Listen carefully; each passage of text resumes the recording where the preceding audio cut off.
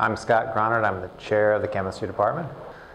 I remember most about early meeting with Fred was going to dinner at a faculty member's house while I was being recruited. And I learned that Fred says what he thinks, which is a great thing in an administrator. He would just kind of let you know what he thought was a good way to be a professor and a not so good way to be a professor. And all through knowing Fred, that's the main, it's one of the things I remember, is that he always kind of knew where you stood or where he stood on an issue. He's a straight talker, which is something I appreciated a lot. My name is Sally Honeycutt, and I'm the assistant chair in the Department of Chemistry. And in his integrity, I mean, he always, I think this is for me, very consistent with VCU, and just this idea that VCU takes, well, we have so many different kinds of students, and we have students that are what I would call late bloomers, who didn't necessarily excel in high school, but they come to VCU and they figure it out in their second or third year. And the same is true with the undergraduates and the graduate students too. And Fred treated everyone the same way. So, and we also have really strong students who could have and did get into other schools that are more selective than VCU, and they're all side by side, and he treated everyone the same way, and he was supportive of everyone, particularly with the staff also in the department. He was always supportive of the work, the really hard work that the staff do, and he always recognized that and worked to make their lives and their jobs better. My name is Sami Al-Shal. I'm a professor of chemistry, and I started here in fall of 1989. Of course, the first time I met Fred was during my interview here as assistant professor, and then I was hired and started my job in fall of '89. And Fred was at NSF at that time, rotator, so he used to come on the weekend to the department, and of course I was assistant professor working every weekend, so I would see him. We usually meet during the weekend and talk about, exchange ideas about research and department.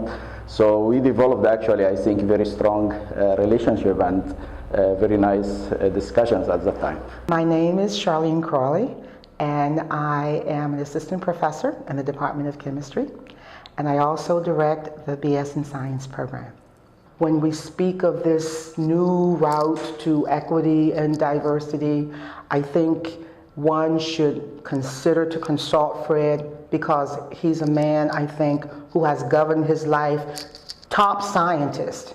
I haven't focused on his science because you can read about that, but I'm telling you about the man that I know who speaks into the labs, who's a great mentor of scientists of every type, of every kind, and of every color.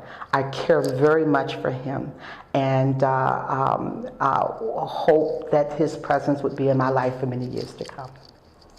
My name is John Connell. I currently work at the NASA Langley Research Center located in Hampton, Virginia. Fred had a profound influence on me as a young adult, whether he realizes that or not, I doubt it, but he had so many great attributes that I as a young person wanted to emulate. He was dedicated to his job, to his profession, to the students, and to conducting technically excellent scientific work.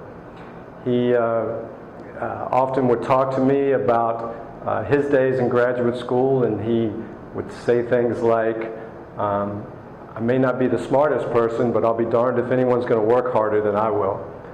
And he would always tell me things about getting your PhD. It doesn't really matter what you did to get it. What really matters is what you do once you get it. And those are things that I've kept with me since graduate school days, and have had an influence on the way I've conducted myself in my profession. So I'm truly grateful for my experiences with him and for having him as a professor and as a colleague when I was at the university.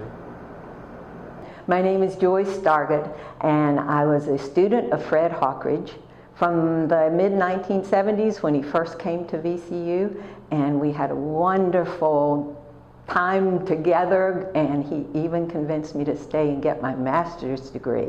During my time at VCU, I think I had an opportunity to learn not only the chemistry that you taught, but how to put the work together and the presentations to make.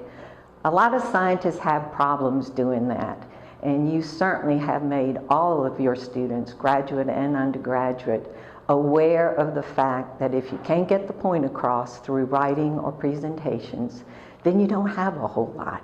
So we thank you very much for Jane, Daisy, Charlene, Jim, Tom Salmon, and I named some of these people because I wanted to make a point that Fred always knew how to do that special thing that motivated that one student.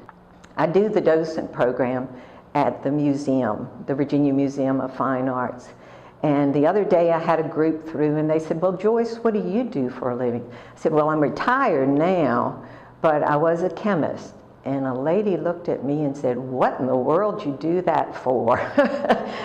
So I told her I loved the chemistry, but I also had a mentor that brought me along and taught me so much about the world that this little girl coming along, the only thing she could do when I was a teenager was have aspirations to be a secretary, to be a bank teller, to be a hairdresser. And I came into your lab at 30 years old and you taught me I could do so much more. Thank you.